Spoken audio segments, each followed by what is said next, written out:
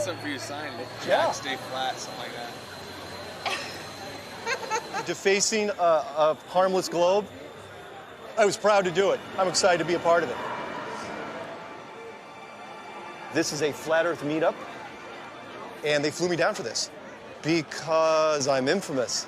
Because I'm real. That's what everyone said. You know, they want to shake my hand and make sure that they touch me. That sort of thing. Like it's like, oh yeah, he's a real guy. He's not just a voice on a video. All right, so welcome to Der Wolfskopf. You're here for an Astronomy on Tap.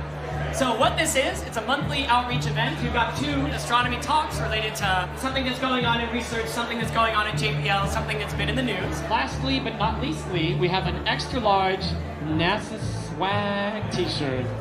Let's see some cool Bob Ross. Yep, that's lies. So I'm going to talk tonight about my favorite now dead spaceship, Cassini. I stayed up all night to watch the last data transmissions come in. I was sitting there with my dogs looking at me like, why is the light still on? Why are we still awake? I'm Mark Sargent. Oh God. Sargent. Lamar Glover is going to talk about dismantling the scientific superiority complex. Hey, what's going on? How y'all doing? So I want to talk about flat earthers real quick, right? The problem I see is actually not from the side of the conspiracy theorists. It is actually from our side, from the side of science. Very often it's difficult not to look down. I was so frustrated about getting told I was an idiot. So I decided to say, laugh at me all you want, because science is different than the shit they're believing. I've already lost friends and stuff. So I felt so good when I made the shirt. The friend said, sometimes the only way to change somebody's mind is to shame them. And I say, I don't think that is the last resort ever. This is the same as saying that if a kid doesn't get a particular subject, it's not your fault as their teacher, it is their fault. I do not believe that. It's just that you haven't developed your empathy to be able to see from their point of view where they're getting stuck. We can't blame it all on people just being delusional or the C word, which is the crazy word. I think a lot of times we say crazy, and it's a scapegoat. It's an umbrella term, right? How many people in here have been called crazy before? I have shared it with my mother, my daughter, 2 guys who I was dating who didn't want to date me anymore after I told them about my belief in the flat earth. I have 4 children. My sons are grown. Them and their mother, who's my ex-wife, kind of think Dad's a little gone off his rocker. I just finalized the divorce. I no longer speak to my parents, my brother, or anybody else other than people that are interested in doing truth research. The worst case scenarios, you just completely push these individuals at the fringe of society, and then society just lost them. And you would say to yourself, well, why would you pursue something if you're going to have a falling out with your blood relatives?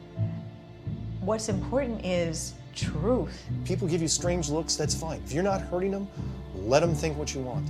They're just asleep, going through life. They're just background noise. I do find Mark to be a hero, but you're so lovely for doing that for everyone, and it is so touching.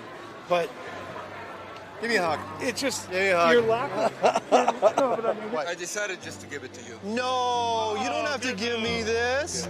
Yeah, give me the pin. I've got apparently a swag bag that's happening. Do you get lots of stuff?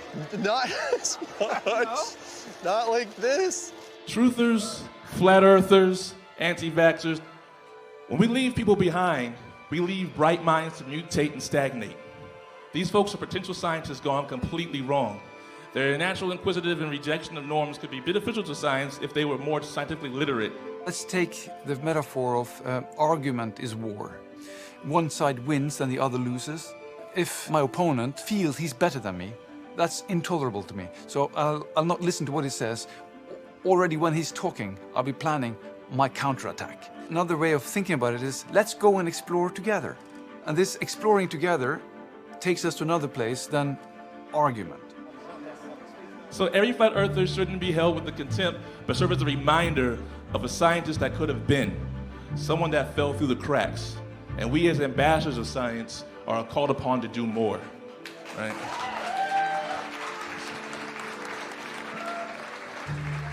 So scientists of varying degrees of professionalism seriously consider becoming a mentor to someone who is coming from a non-traditional point of entry to the sciences. If you're not willing to engage with them, you can't expect them to change. You just hope that they will meet you even halfway, but often when you push them to the corner, it takes a lot of effort for them to even move one step towards you.